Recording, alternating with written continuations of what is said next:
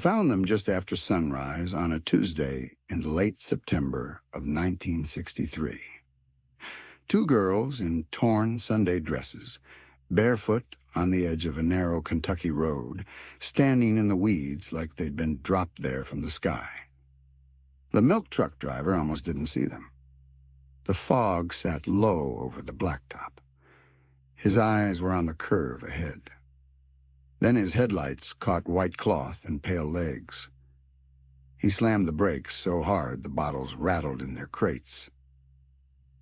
He said later that what froze him wasn't the blood on their shins or the mud on their hands. It was their faces. Both girls were staring straight ahead, blinking slow, like they'd just woken up from a nightmare that hadn't ended yet. One of them had her fingers dug into her sister's arm so tightly the skin had turned white.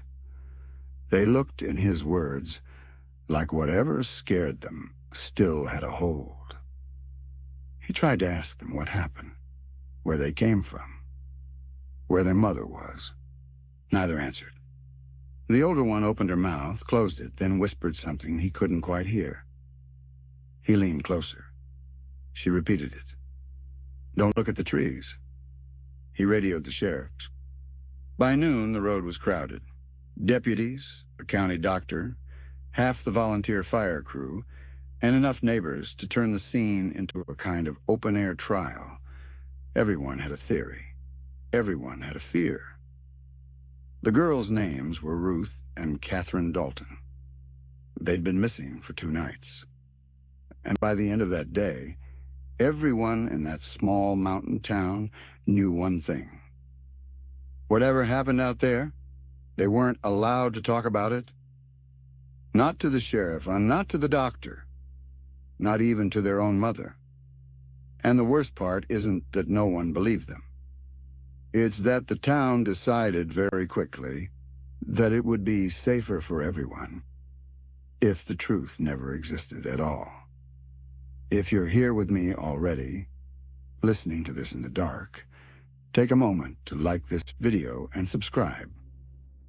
Stories like this don't get pushed by any algorithm.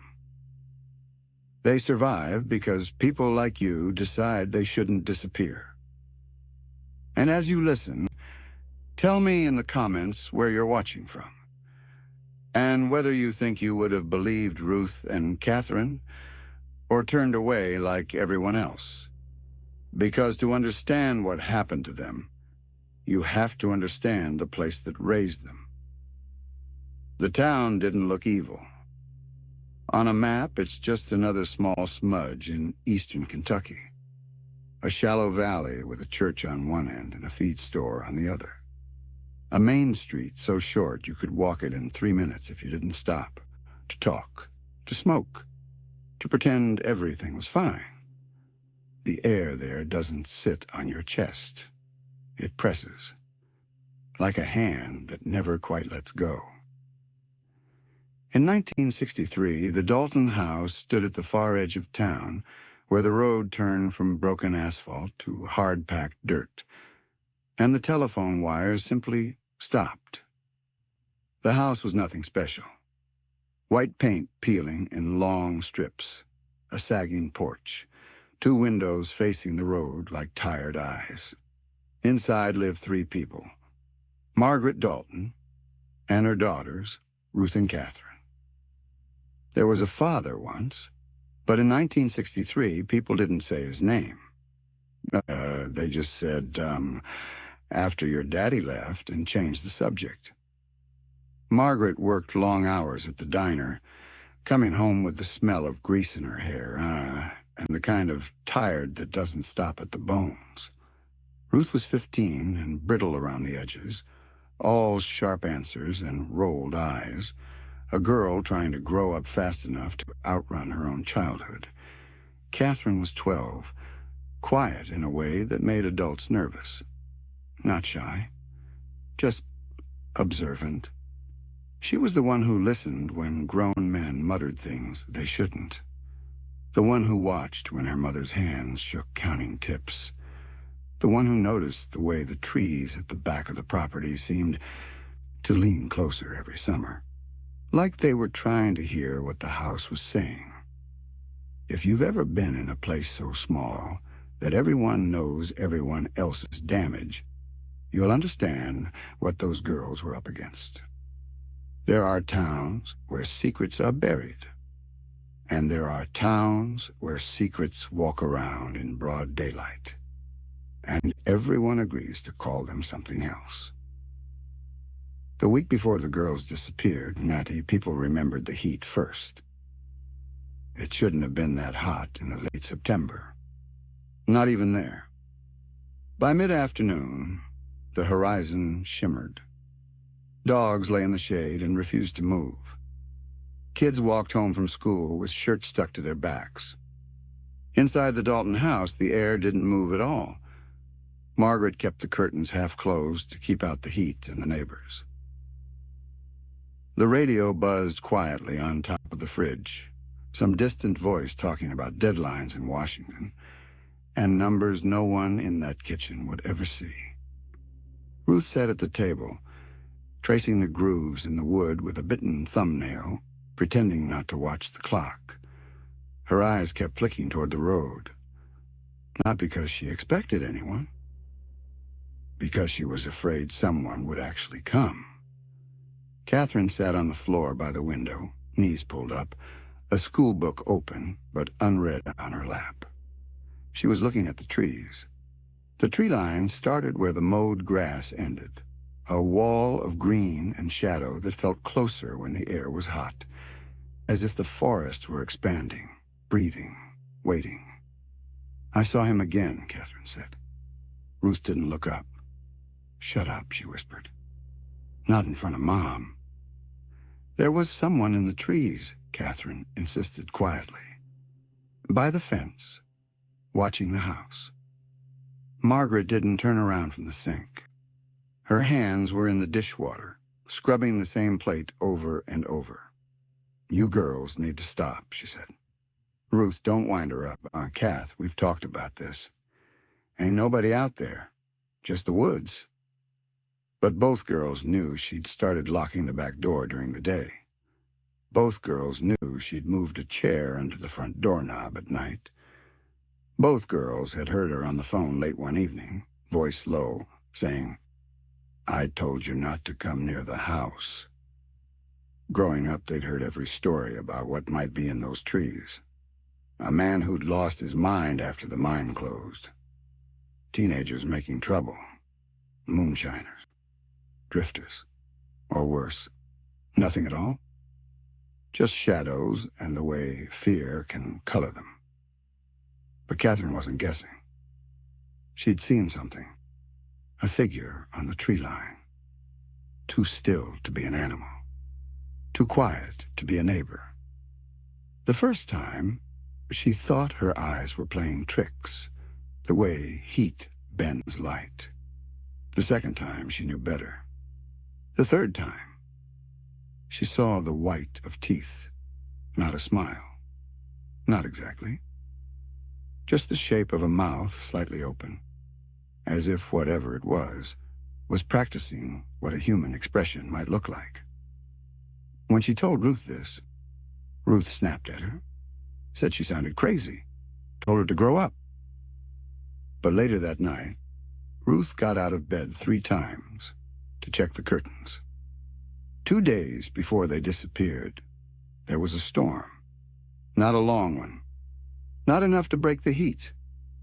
Just a sudden violence in the sky, thunder over the hills, lightning patching the clouds in jagged stitches, rain slamming against the roof so hard it drowned out the radio and the worries and the thoughts. For 15 blessed minutes, the power flickered.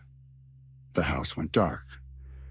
In the brief silence, Catherine heard something against the back wall. Not rain. Not wind. A scraping. Low. Steady. Like fingers tracing the boards from the outside. By the time the lights came back, and it was gone. She didn't sleep much that night. She lay awake listening for it again, that slow drag of something along the wood. When she finally drifted off, She dreamed of the trees leaning in so close, their branches pressed against the windows, tapping, tapping, asking to be let in. The last normal day of their lives came and went like any other. School, whispers, heat, small cruelties in locker-lined hallways. Ruth argued with the teacher. Catherine drew in the margins of her notebook, not hearts or flowers, but lines, vertical lines, like tree trunks. That evening, Margaret worked a double shift. The girls walked home alone, shoes kicking dust, the first hint of evening cool doing nothing, to clear the tightness in Ruth's chest. The road home ran parallel to the tree line for half a mile of refusing to look left, half a mile of feeling like something was keeping pace just inside the dark. Ruth told Catherine not to be stupid, not to stare, not to make it worse. Catherine stared at the road instead and counted her steps. Later, when people asked her what she remembered from that walk, she didn't talk about fear. She talked about numbers. 37 steps. A car passing too fast. Somebody's radio in the distance. The small, ordinary sounds of a world that still made sense. At step 38, a crow flew out of the trees, so low and so sudden that Ruth flinched and grabbed Catherine's arm. "See," Ruth snapped. "It's just birds, just animals, just—" She stopped, because Catherine wasn't looking at the trees anymore. She was looking ahead, at the bend in the road where their house should have been visible through the heat haze, at the porch where their mother should have been standing, hand shading her eyes, relieved to see them. Instead, there was nothing. No shape of a house, no flash of white paint, no outline of a porch, just trees, a solid wall of them, where the clearing should have been. Like the forest had taken one slow step forward and swallowed the Dalton house whole. If at this point you feel something tightening in your chest, you're not alone. Stories like this are not about monsters that come out of nowhere. They're about what happens when everything familiar shifts half an inch to the left and pretends it's always been that way. If you're still with me, tell me in the comments, would you have walked closer or turned and run? Because Ruth and Catherine did what most of us would do. They chose not to believe their eyes. They walked forward. They stepped toward the place where their house should have been, where their mother should have been, where safety should have been. The air grew colder with each step. The sounds of insects dimmed. Even the gravel under their shoes seemed quieter. They didn't remember later, the exact moment the road ended. Just that 1 second they were walking, and the next, the trees were all around them. They didn't enter the woods. The woods closed around them. Later, people argued about whether that made sense, whether two frightened girls could simply lose the road, whether something in their minds snapped under the heat and stress. But those people had never walked that stretch of Kentucky forest. Those people had never felt what Ruth and Catherine felt in that moment. That sudden pressure in the air and that strange drop in temperature. That new silence that wasn't natural or dead or empty. It was the kind of silence that feels occupied. Catherine grabbed Ruth's hand. Not like a sister. Like a drowning person finds something solid. "Ruth," she whispered, "where's the house?" Ruth swallowed hard, trying to find the correct explanation. The mature one, the one adults used. "Fog," she said. "Heat. The light's weird. It's an illusion." But her voice broke on the last word. Because illusions don't smell like damp earth. Illusions don't move. and illusions don't breathe against the back of your neck. They walked backward, slow at first, then faster. But the more steps they took, the further the road seemed. Every direction looked the same tree trunks standing like pillars, roots knotted like fists, branches woven overhead like ribs.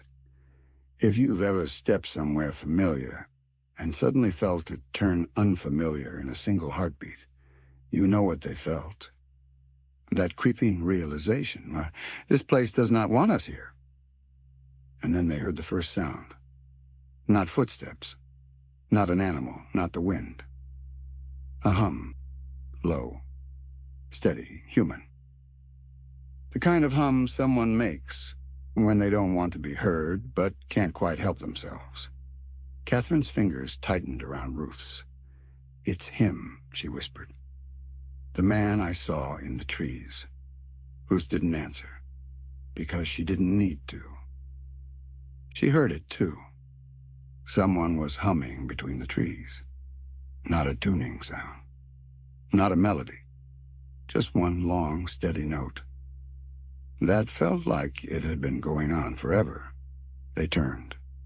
And for the first time, they saw a shape between the trunks, not close enough to see a face, not far enough to pretend it wasn't real. Tall. Thin. Still. Too still. The shoulders never rose with breath. The head never tilted. The arms hung too straight. Like someone wearing a body instead of living in one. Ruth did the only thing she could think of. She pulled Catherine behind her and stepped back. "Stop," she said. The figure didn't move. The hum didn't stop. But the trees behind it shifted. Not bent. Not swayed. Shifted. As if something large was moving behind them, hidden, waiting for the right moment to step out. Catherine whispered, "Ruth, we're not supposed to be here." And for the first time in her life, Ruth agreed. They ran. No plan. No direction. Just pure instinct. Branches whipped their legs. Roots grabbed their ankles. The forest stretched around them like a maze that reinvented itself each time they took a turn. That humming followed them, soft, unchanging, coming from everywhere at once. Later, neighbors said the woods had always been strange, full of odd stories and cold places that didn't match the weather. But Ruth and Catherine didn't know any of that. All they knew was that something was following them, without ever taking a step. They ran until their lungs burned. They ran until they could no longer hear the birds, or the insects, or anything living. And finally, when Catherine stumbled and Ruth fell trying to catch her, the humming stopped. The silence that followed was worse. Because in the distance, for the first time since entering the woods, they saw something familiar. Light, and not sunlight. Artificial. Yellow. Weak. Like a lamp left on in an empty room. They walked toward it, slow, terrified, step by step. Branches parted. Brush cleared. And suddenly, they were standing on the side of the main road. Barefoot. Covered in scratches. Clothes ripped, like they'd been running for days. The light wasn't a lamp. It was the milk truck's headlights.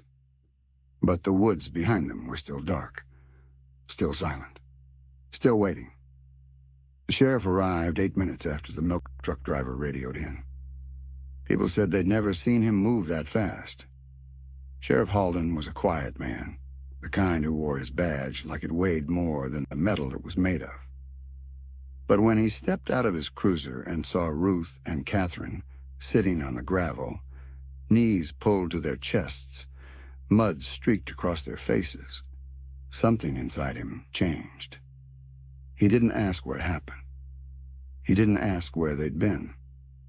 He didn't ask why their dresses were torn, why their feet were bleeding, why they kept flinching at the tree line. He asked the only question that mattered to him. "Where's your mama?" Ruth shook her head. Catherine stared at the dirt. The milk driver cleared his throat. "They haven't said a word, Sheriff. Only that one keeps telling me not to look at the trees." Halden crouched, hands on his knees, trying to catch the girl's eyes. Girls? Somebody hurt you?" No answer. "Did you run into someone in the woods?" "Nothing." "Was anyone chasing you?" Still nothing. But Catherine's gaze flicked just once toward the tree line. She didn't look long, just a fraction of a second. But Halden saw it, and it made him stand up fast. He turned toward the woods, hand drifting toward the gun at his hip, like he expected someone to step out right then and explain the whole damn thing. No one did. The air was too still, too heavy, as if the forest was listening. Their mother arrives. Margaret Dalton arrived 20 minutes later, still in her diner uniform, apron stained with coffee and kitchen grease, eyes wide with panic. She didn't run to them at first. She froze. Something about the way her daughters looked made her collapse inside herself, for a heartbeat.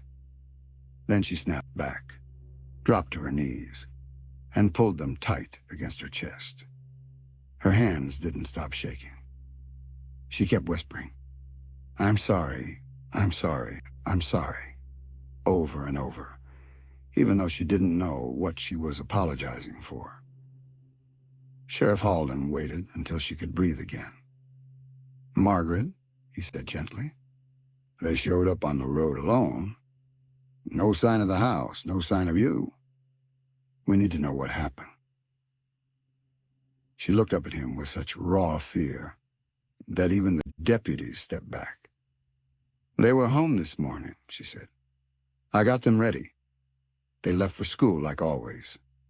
Nothing's wrong with my girls." But the way her voice cracked on the last word and made it clear she didn't believe it. Halden exhaled slowly. "Margaret, we need you to tell us if anyone's been bothering you." Her eyes flicked just like Catherine's toward the tree line. And that was the moment Halden knew. This wasn't a case of two runaways, or a family misunderstanding, or anything that could be written off with paperwork. There was something out there, something Margaret recognized, something she'd been trying very, very hard not to acknowledge. He spoke softly. "Margaret, did someone come to the house recently?" Her jaw tightened. She looked down at the gravel. A tear fell on Ruth's shoulder. "I told him to stay away," she whispered. "I told him not to come near my girls." Halden crouched again, voice low and steady. "Who?" She shook her head. "I don't know his name." A lie? A practiced one. Halden could hear the edges of it. Catherine tugged on her mother's shirt. "Mom," she whispered. "He wasn't alone." Margaret froze. Halden felt the hair on his arms rise. He looked at Catherine carefully. "What do you mean?" Catherine kept her eyes down. "There were more," she said. "Not people. Not really. They were in the trees, listening." Ruth shook her head quickly. "Kath, stop. You sound crazy." Catherine kept going, voice trembling. "They weren't faces. Not full faces. Just pieces. Like they didn't know how to make themselves all the way."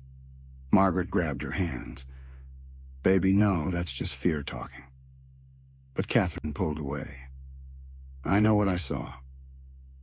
And for the first time since they'd returned, she looked straight at the sheriff. Her expression wasn't hysterical or confused or dreamy. It was certain. There was something in the woods with us. And Ruth, who had been trying so hard to play the strong one, the rational one, the older sister, finally cracked. Tears spilled down her cheeks. "It followed us," she whispered. "It never walked. It just appeared." Halden exhaled slowly through his nose. That was no longer a missing persons case. This was something else. Something old. Something rooted. Something the town probably knew more about than any of them wanted to admit. The first story changes. The girls were taken to the clinic for examination. Minor injuries, scratches, bruises, dehydration, but no signs of assault, no signs of poison, no signs of exposure. In fact, their vital signs were normal for two girls who'd been missing more than 40 hours. Too normal. The doctor frowned at the chart. "They should be exhausted," he said. "Starving, weak. Their pulse should be elevated. Their blood pressure should be affected." "What are you saying?" Halden asked. The doctor shook his head slowly. "I'm saying their bodies don't look like they spent 2 nights in the woods." Halden didn't blink. "Then where were they?" The doctor didn't answer, because the answer was impossible, unless they hadn't been running for 2 days, unless they hadn't been lost, unless the forest had been holding them somewhere else entirely. Their stories don't match, and that's worse. That evening, Halden interviewed the girls separately. Catherine's story. The trees changed shape. A humming voice followed them. A tall figure watched from between the trunks. They got lost even though they never stepped off the road. Ruth's story. They walked home normally. Something in the woods moved without stepping. They ran when the forest closed in. They remember waking up on the road. Neither mentioned sleep. Neither mentioned hunger. Neither remembered the missing hours. And even more disturbing, they described 2 different forests. Catherine's was alive. Ruth's was empty. But they both agreed on one thing. They were not alone. Not for a second. The sheriff's decision. At dusk, Halden called in the only deputy he trusted. The woods behind the Dalton house needed to be searched. Not just the trail. Not just the clearing. All of it.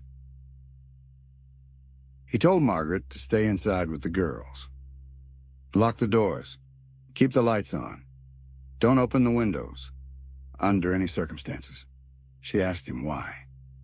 He paused, looked toward the dark tree line, and said, "Because something brought your girls back, and I don't think it was done with them." The woods behind the Dalton house were not large.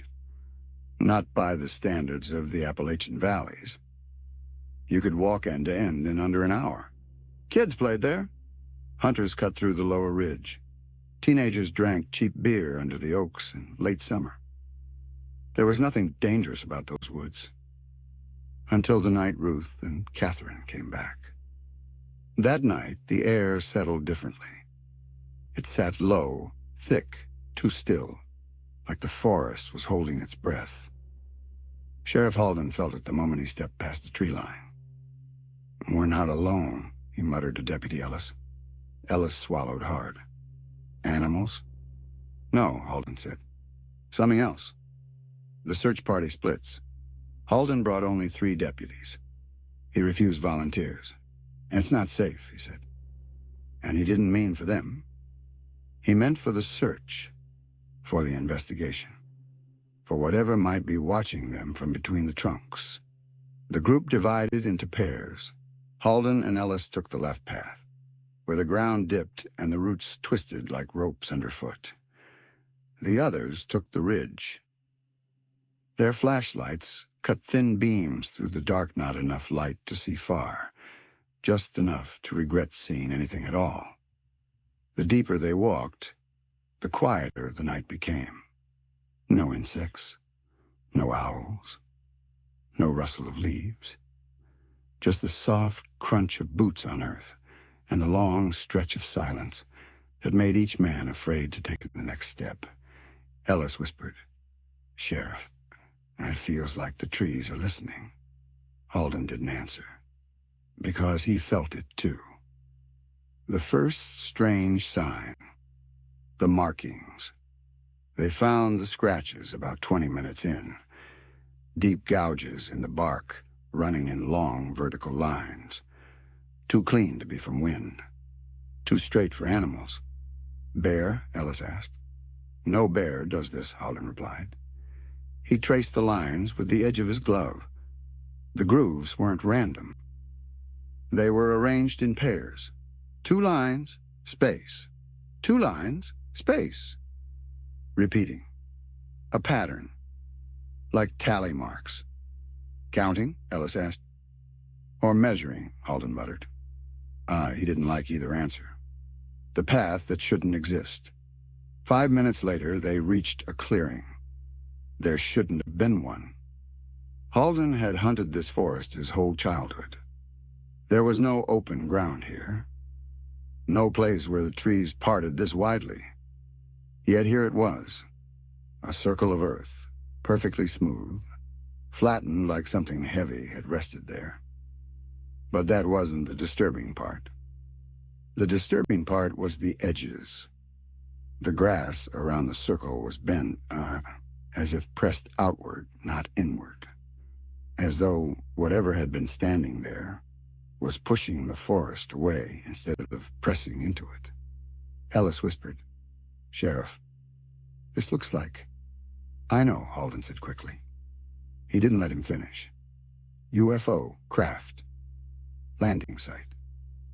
Words that would get a deputy laughed out of any station. If not for one detail Ellis noticed next. The circle wasn't totally empty. At the very center lay a strip of white fabric. Torn, dirty, edges frayed. Halden lifted it with 2 fingers. It was part of a child's dress. Catherine's. The blood drained from Ellis' face. But the girls were found on the road. "They weren't here long," Halden said quietly. "Whatever brought them here took them away again. The man Margaret warned them about." A crack sounded behind them. Not a twig snap. Not an animal. A deliberate step, slow, heavy, intentional. Halden swung his flashlight around. A man stood at the edge of the clearing. Tall, thin. Clothes draped loosely, like they were a size too big. He kept his head tilted down, just enough for the brim of his hat to hide his eyes. But his mouth was stretched into a shape that wanted to be a smile, but didn't know how. "Evening, Sheriff," he said. Ellis reached for his weapon. Halden froze him with a tap on the arm. "Evening," Halden replied carefully. "You out here alone?" "Always have been," the man said. "You know that." His voice sounded wrong, too smooth, too even, like someone trying to imitate human cadence from memory. Halden tried not to show the chill running through him. "What's your name?" he asked. The man didn't blink. "You already know my name." "No, I don't." The man's head tilted slightly to the left, as if confused by the question itself, rather than the answer. "You should," he said. "I've been here longer than you've been alive," Ellis whispered. "That's him. The one Margaret talked about?" "Maybe," Halden murmured. The man took one slow step forward. "No need to search," he said softly. "They're home now." "Where?" Halden asked. The man smiled wider, too wide. "Where you left them." Halden's stomach dropped. "We found them on the road," he said. "They weren't at home." The man blinked slowly. "Not your home," he said. "Their home." And then he wasn't there. Not stepped away. Not ran. Just gone. like someone erased him from the frame. Ellis stumbled backward, swearing. Halden grabbed his shoulder. "Keep your light up," he ordered. "Don't turn your back. Not once." Because he finally understood. The girls weren't found by accident. Something brought them back. Something that didn't walk, didn't breathe, didn't follow the rules of the forest or the rules of men. Something that had been watching the Dalton family for a long time. The search party regroups. When Halden and Ellis returned to the ridge path, the other two deputies were waiting. Both pale, both shaken. "You're not going to believe what we found," one of them said. Halden exhaled. "Try me." The deputy hesitated, hands trembling. "We found another clearing." Ellis cursed under his breath. Halden steadied himself. "Wait, how big?" The deputy swallowed. "Big enough," he said quietly, "that something could stand there and watch the whole town." The second clearing was deeper in the woods, where the trees grew older, thicker, and the soil turned dark with decades of untouched rot. Halden had been bracing himself on the walk over for prints, for blood, for something human, something rational.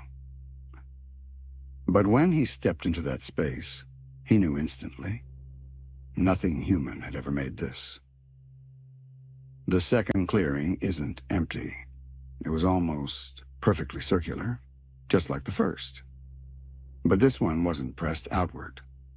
This one was pressed inward grass bent toward the center, as if something heavy had descended straight down and settled into the earth. The ground was unnaturally smooth, not like it had been trampled, but like it had been heated and then cooled. Ellis stepped forward, held out his flashlight. "Sheriff, look." Embedded in the soil were dozens of deep impressions, not footprints, not paw prints. Long, narrow indentations, each one paired with another, two side by side. Space, another two, just like the scratches on the trees. Halden knelt, ran his gloved fingers along one of the grooves. "These are fresh," he muttered. "How fresh?" Ellis asked. Halden stood. "Fresh enough that whatever made them might still be nearby." Ellis shuddered. "Sheriff, this looks like something kneeling." "No," Halden said softly. "Not kneeling. Standing. The trees are bending." One of the other deputies called from the far edge. "You need to see this." Halden and Ellis walked over, lights cutting through the dark. There, at the perimeter of the clearing, were several trees bent. Not broken, not snapped, but bent inward, as though something had gripped their trunks from above and pushed them toward the center. The wood hadn't splintered. It had flexed, like bending metal. Ellis whispered, "That's not possible." Halden didn't answer, because in the dim beam of his flashlight, he saw something that made his heart stop. The tops of the trees weren't bent randomly. They were all leaning toward a single point above the ground, an invisible center, 4 or 5 feet off the soil, as if the trees themselves had once been pulled forward in reverence or submission to something suspended there. Something watching, the recorder evidence. One deputy had brought a field recorder, a bulky, heavy machine. Equipment meant for documenting animal sounds, not nightmares. He had left it running earlier, set near the start of the path. "Sheriff," he said quietly. "It picked something up." Halden adjusted the headphones, pressed play. Static at first, wind. The faint shuffle of their own boots. Then a hum. The same low, even tone both girls described.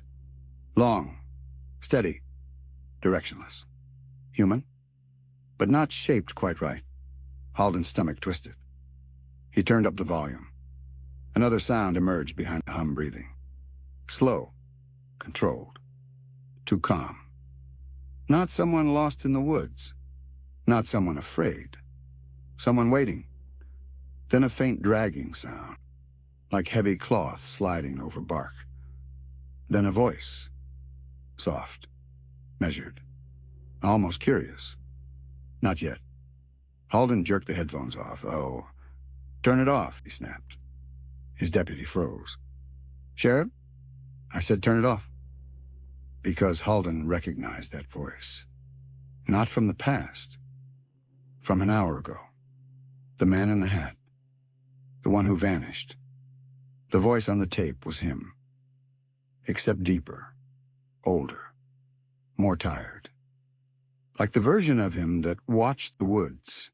Had been watching the woods. Far longer. Than he had been wearing that skin. They leave the woods. Halden made the call. They were heading back. These weren't woods anymore. They were territory. And they had spent too long trespassing. As they walked out, the air grew thicker, darker, colder. Each man felt the same sensation that something walked behind them.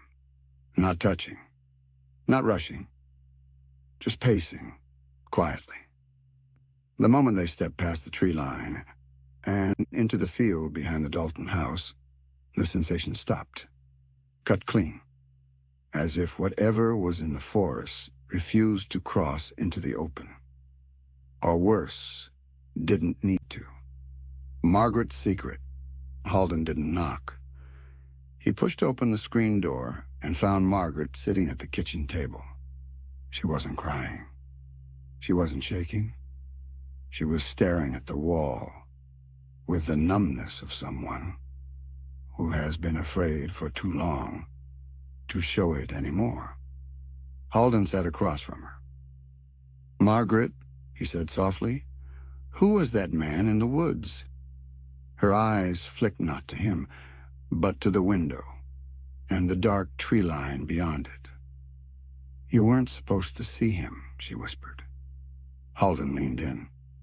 Who is he? Margaret shook her head. He's nobody.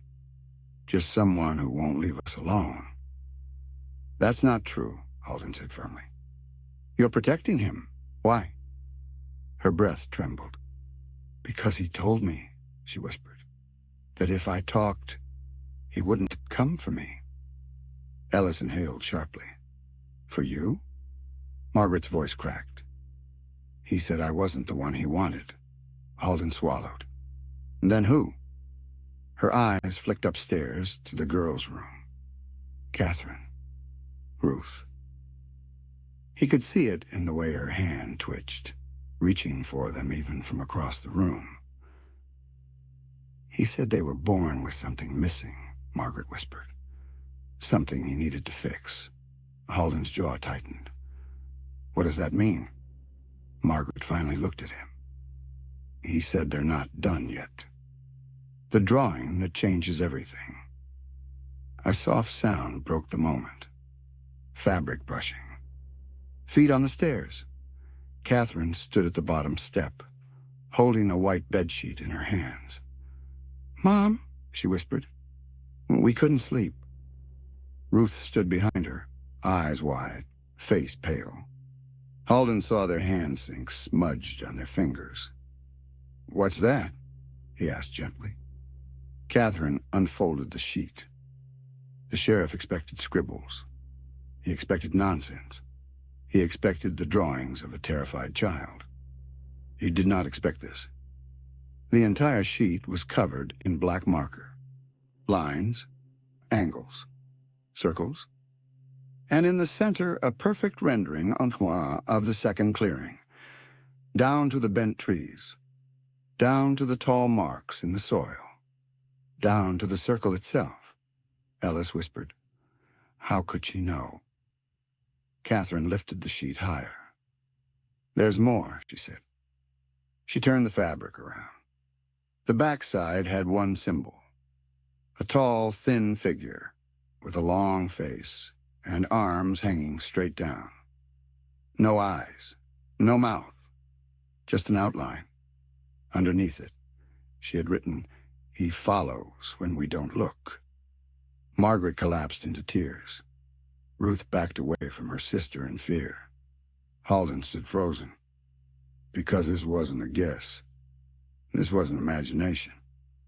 This wasn't the mind of a traumatized girl inventing monsters.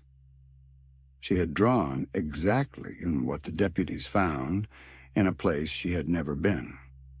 And she had drawn the man in the woods with absolute accuracy. Except the drawing had no hat. And the thing she drew was much taller. Much, much taller. Margaret Dalton did not want to speak. Not in front of the girls. Not in front of the deputies. Not in front of anyone who might believe her. But Halden gave her no choice. He sent the girls upstairs with Ellis, sat across from Margaret at the kitchen table, and waited. Margaret stared at her trembling hands. When she finally began talking, her voice sounded like someone confessing a sin they didn't know they had committed. "I should have left this place." She started with the night her husband walked out. People said he ran off. People said he found someone else. People said the mines took him on more body, swallowed by the dark. But Margaret knew better. "He didn't leave me," she whispered. "He left the woods." Halden frowned. "Explain." Margaret swallowed hard. He'd been hearing things out there. When he chopped wood. When he mended the fence. When he walked the ridge. "What kind of things?" She looked directly at Halden. A man's voice. Humming. Halden's stomach tightened. "He said the voice was calling to him," Margaret continued. "He said it knew his name. Said it was older than the trees. Said it stood outside the house at night and watched through the windows." She wiped her eyes, hands shaking uncontrollably.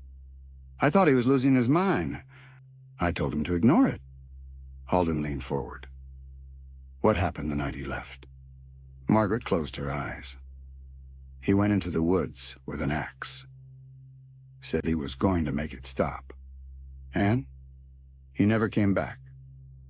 The first time Margaret saw it. "When did you see the man?" Halden asked. Margaret's breath shuddered. "1 week after my husband disappeared." "Where?" She pointed at the back window. "Right there, standing at the tree line. Hat in his hand, watching the house." "Did he speak to you?" She nodded slowly. "He said he was sorry about my husband. Said he tried to help him. Said he wanted to help me, too." Halden clenched his jaw. "What did he want?" Margaret's voice cracked. "He wanted the girls." Halden's fist tightened on the table. "What does help mean, Margaret?" She looked up with hollow eyes. "He said my girls were born wrong. Said they were unfinished. Said he could take them into the tree and make them whole." Halden nearly stood up in rage, but Margaret kept talking. "He said it wasn't my fault. That some children belong to places, not people." Her shoulders shook. "He said they weren't meant for this world." The bargain. Margaret finally told the truth. The part she'd been burying for years. "I told him no," she whispered. "But he didn't leave." Halden exhaled sharply. "He followed us. Everywhere. When the girls walked to school. When they played outside. He was always in the trees. Watching. Waiting."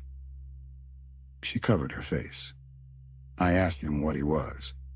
He said he was a caretaker." Halden felt a cold weight settle in his chest. "A caretaker of what?" Margaret whispered the answer. "Of the things the forest chooses." What the girls never should have seen. Upstairs, Ellis found Ruth gripping the window frame, and Catherine sitting on the floor, staring at the wall like she was listening to something far away. "Girls," Ellis said gently. "Why did you draw that figure?" Ruth shook her head. "Catherine sees things," she whispered. "She always has." Catherine said nothing. Ellis crouched. "Kath, how do you know what we found in the woods?" Catherine finally turned it to him. Her voice was quiet. "They showed me?" Ellis frowned. "Who showed you?" She pointed at the trees. "Them." Catherine's connection. Ellis swallowed hard. "Kath, did you see people in the woods?" Her head tilted slightly. "Not people. What then?" She considered the question. Her eyes drifted out the window. "Shadows," she whispered. "Living shadows. They wear shapes of people, so we don't run." Ellis felt his throat close. "Why do they want you?" Catherine's expression changed, a flicker of something ancient, something she didn't fully understand but felt deeply. "Because I hear them." "Hear them say what?" She looked down at her hands. "They're lonely." Back downstairs, Margaret's final truth. Halden pressed harder. "Margaret, what did you promise him?" Tears slid down her face. "That I'd keep the girls inside. That I wouldn't let them wander near the trees. That I'd keep them quiet." Halden felt his chest tighten. "Quiet?" Margaret nodded. "He said the woods don't like noise. Noise hides their voices." Halden stared at her. "You kept your daughters inside because a stranger in the woods told you to?" Her voice shattered. "He wasn't a stranger." "Then what was he?" She whispered. "Something older than us. The night he comes back. The house shook. Not from thunder. Not from wind. From weight." Heavy steps moving across the porch. Halden reached for his gun. Ellis ran down from upstairs, pale as chalk. "Sheriff, it's him." A silhouette stood on the porch. Tall. Thin. Hat in hand. He tapped once on the door. 3 slow knocks. The same rhythm the trees had been into. Margaret froze. "It's warning," she whispered. "He only knocks once." Halden raised his voice. "Don't open that door." Margaret stared at the floor. "He's not here for me." Catherine came down the stairs and eyes glazed. "He says we left too soon," she whispered. "He says we're not finished." Ruth grabbed her arm. "Kath, no." Halden stepped in front of them. "Stay back." The knocking stopped. Silence. Then a long, low hum vibrated through the walls. Catherine gasped, as if the sound were pouring straight into her lungs. Margaret fell to her knees. "God, no, he's calling her." Halden moved toward the door. "Girls, get to the back room, now." But before anyone could move, Catherine spoke a sentence, in a voice that wasn't hers. "You should not have looked at the trees." And outside, the figure exhaled a sound like wind, being pulled into something hollow. The Dalton house held its breath. Everyone inside could feel it, the tension in the beams, the vibration in the windows, the pressure in the air. Something stood on the porch. Something tall. Something thin. Something trying, and failing, to look human. Sheriff Halden positioned himself between the door and the girls. His hand hovered over his revolver, even though some part of him, the old animal part, knew a gun wouldn't matter. Not against whatever was knocking. But he had to try. "You're not taking these girls," he muttered. Behind him, Margaret whispered. "He doesn't take. They follow." Ruth clutched Catherine's shoulders. Catherine's gaze was distant, her pupils too wide, her breath too slow. "Kath," Ruth whispered. "Stay with me. Look at me." Not at him. But Catherine wasn't looking at anything. She was listening. Listening to the hum outside. Listening to the voice that had lived in the trees since before she was born. Listening to something older than the Dalton family, older than the town, older than the forest itself. A caretaker. That's what it called itself. A caretaker of what? That answer was coming. Sooner than any of them wanted. The porch creaked. The house groaned. Something leaned close enough to make the door frame warp under its weight. Then silence. Halden raised a hand. No one moved. Not the deputies. Not Margaret. Not the girls. The silence grew deeper. Heavy. Pressing. Like a blanket of soundlessness being lowered over the house. And Catherine whispered, "The choosing has started. The entity speaks." A voice, thin, smooth, almost timid, slid through the cracks of the doorframe. Not through the wood. Through the spaces around it. Bring her.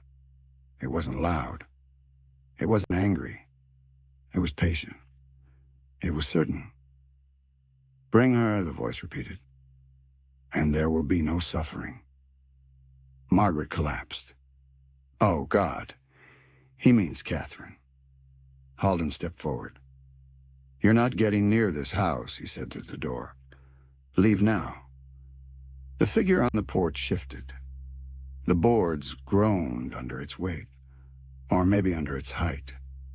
Halden could hear fingers, or something like fingers press along the edges of the doorframe. Like it was exploring how doors worked, how houses worked, how humans hid behind walls. Or then a soft, curious whisper. "Why hide her? She already belongs." "Oh, Catherine is pulled." Catherine gasped, and her feet lifted only slightly off the floor. Not by hands, not by force, by pull, invisible pull. As if someone had taken a hold of her shadow and tugged. Ruth grabbed her instantly. "No, you're not taking her." The force grew. Catherine's hair lifted. Her toes hovered inches above the wooden planks. The deputies panicked. One drew his gun. Halden shouted, "Don't fire!" The deputy didn't get the chance. The lights flickered. The bulbs buzzed. And the force stopped. Not because it gave up, because something else caught its attention. From upstairs, a sound. A soft creak. Footsteps. Except no one else was upstairs. The entity turned its attention away from Catherine. It turned toward the staircase, toward the sound, toward whatever it had just sensed.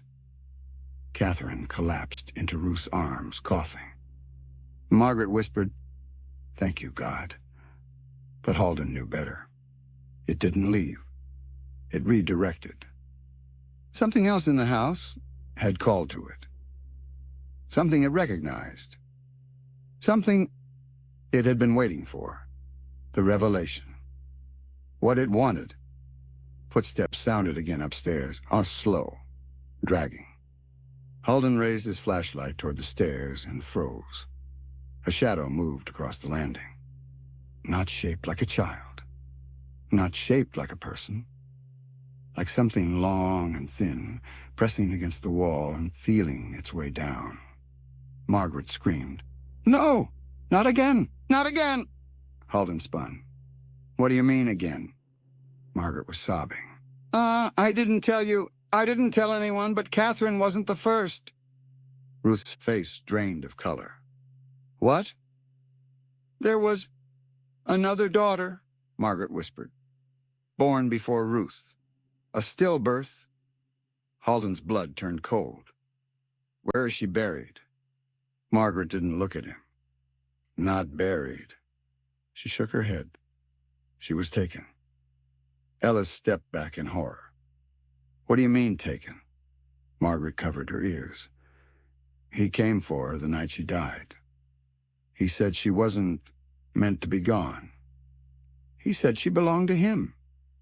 Halden stared at the dark hallway stretching upstairs. So he took the body. Margaret nodded violently. He said he would give her shape, give her purpose, give her life, Halden whispered. He kept her. Margaret's voice cracked. He brought her back. And the thing moving on the stairs, thin, dragging something soft behind it, was not coming for Catherine. It was coming for Margaret, its mother. The thing on the stairs. The sheriff lifted his pistol. "Stay behind me," he ordered. The thing reached the bottom step. Halden's flashlight caught it. And he almost dropped the light. It was tall. Too tall. Limbs impossibly elongated. Skin pale and stretched like wet paper. The head tilted, as if it had learned the angle of human curiosity, but not the emotion behind it. And behind it, dragging on the floor, was a small shape, wrapped in decayed cloth. A child's shape. Margaret screamed as the creature stepped forward. "No, no, that's my baby, that's my baby." The creature froze. Then slowly, its long arm lifted, and it lowered the wrapped shape onto the floor. Gentle, careful, reverent. The entity on the porch hummed approvingly. The tall creature turned its faceless head toward Margaret, and in a voice cracked with age, it whispered, "Mother." Margaret collapsed onto the floor, sobbing. Halden fired. The bullet passed through it, like smoke. The creature didn't flinch, didn't bleed, didn't react. It simply lifted its two long fingers and pointed toward Catherine. The wrapped bundle uncurled. There was nothing inside. Nothing but roots. Roots shaped like tiny hands. Margaret's baby had never been in the bundle. It was bait, a lure, a memory given shape. The caretaker outside whispered, "She is almost ready." And the creature inside reached for Catherine. The final moment. Halden grabbed Catherine and pushed her into Ellis's arms. "Get them out the back!" Ellis dragged Ruth and Catherine toward the kitchen. Margaret dropped to her knees. "Take me instead," she screamed. "Take me, please. Just leave my girls."